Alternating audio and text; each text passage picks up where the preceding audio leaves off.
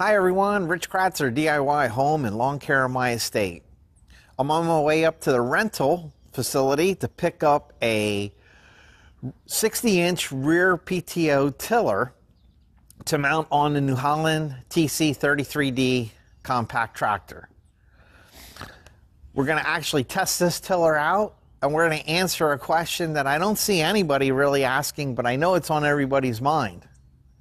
Should I rent this piece of equipment or should I purchase this piece of equipment? So I've never used a rear PTO tiller before, but like a lot of homeowners that may have a subcompact or a compact tractor, they have a garden, maybe they have a couple acres, that they could put in food plots.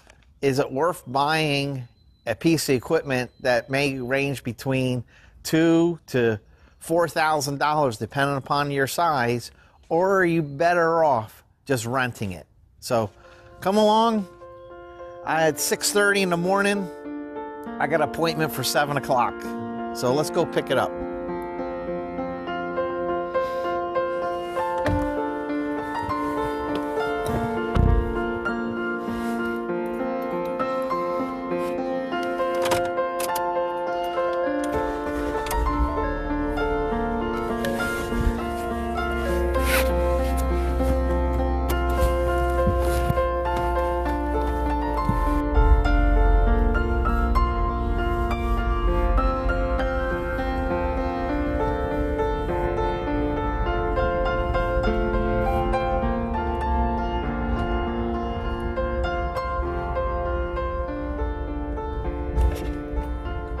Okay, we're here.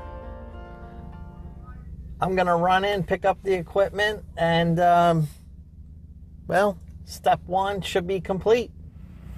Well, we're back. We made it. Let me show you what I picked up. I rented this tiller from Sunbelt Rentals. I gotta say, I was really impressed with the customer service because it was already loaded up on the trailer. So this is a 60-inch. It's a brand name. It's a John Deere. Obviously it's used, it's rental, everything's been greased. That's good. PTO shaft, everything comes with it. But there is one area that I am a little concerned with, and I don't know if you can see this. Those tines are very, very worn. So I should be able to go 7 to 8 inches, but I'm questioning that depth with those tines. So I'm going to get the tractor out, take this off, and then let's go down to the garden and see how it works. The 3-point PTO tiller is hooked up. And for my first time, I gotta say it was pretty easy. I did go ahead and make a little adjustment. It looks like everybody was using the lower bracket. I actually brought the 3-point hitch up a little, which actually drops the tiller a little lower. And I also tilted it so it's kind of, this front part is angled a little down. And my thought is as I put the tiller down, it's naturally going to level out. I'll try to film as much as I can, but the whole goal is I'm evaluating the tiller, and is this something that I should be making a purchase in, or is this something that I should be renting?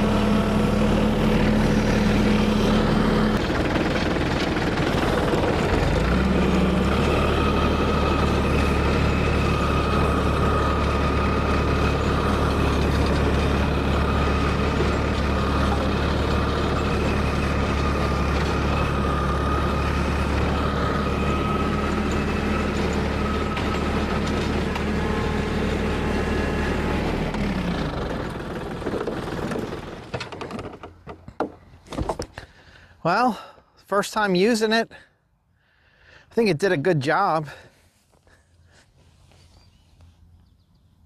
It's going down at least 8 inches. That's good.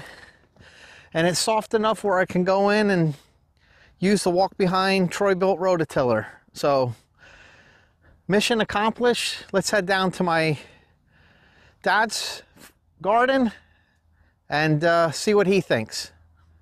So now we're down at the master gardener's house, and you can see I can't even get the whole garden in the frame. But we're gonna try the tiller out down here. I'll do some filming, and then like I said, when we're all done, we'll evaluate it and see if it's worth purchasing or just renting when needed.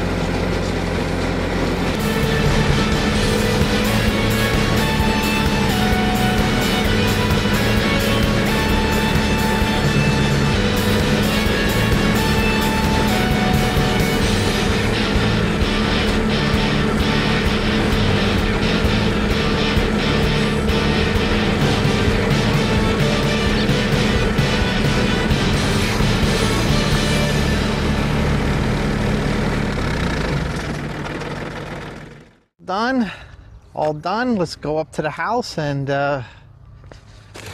see if we made a decision on what's it best to do, rent or own. So I'm back up at my garden, and all day, I just finished up at my dad's, and all day I've been asking myself this question: is it worth purchasing a piece of equipment like this for my needs? My garden is only 24 feet wide by about 50 feet long. A piece of equipment like this, 60 inch, depending upon your model, you're going to spend anywhere from about $2,600 to about $3,200. I rented this with the trailer for less than 200 bucks.